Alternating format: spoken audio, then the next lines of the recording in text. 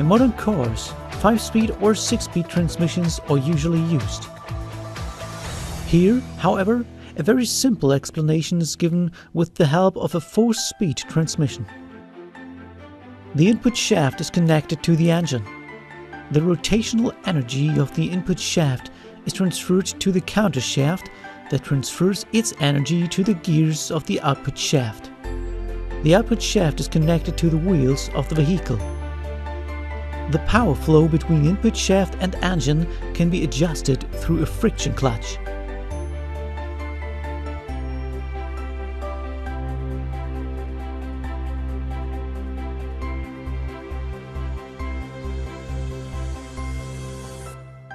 The gear wheels of the input shaft and the counter shaft are fixed to their shafts. They rotate when their corresponding shaft rotates.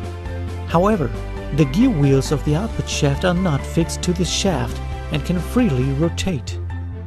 Locking a gear wheel to the output shaft is possible through a dog clutch. Here, a tooth system is fixed to the shaft. To shift from neutral into first gear, a part of the dog clutch slides sideways. But first, the friction clutch has to be disengaged so that the engine does not transfer the mechanical energy produced to the transmission. The friction clutch can be engaged by the driver as soon as the dog clutch is fully engaged. Now, the energy produced by the engine is transmitted to the transmission. Then, the transmission transfers the energy through the counter shaft and the output shaft to the wheels, so the vehicle begins to move. When the driver wants to shift from first gear to second gear, he or she must disengage the friction clutch. Then, the driver can shift gears without damaging the transmission. Here, the tooth system of the second gear and the tooth system of the output shaft will be synchronized to correctly match the speed of the gear to that of the shaft as the gear is engaged. When the friction clutch is engaged by the driver, the energy is transferred to the transmission and, consequently, to the wheels of the vehicle.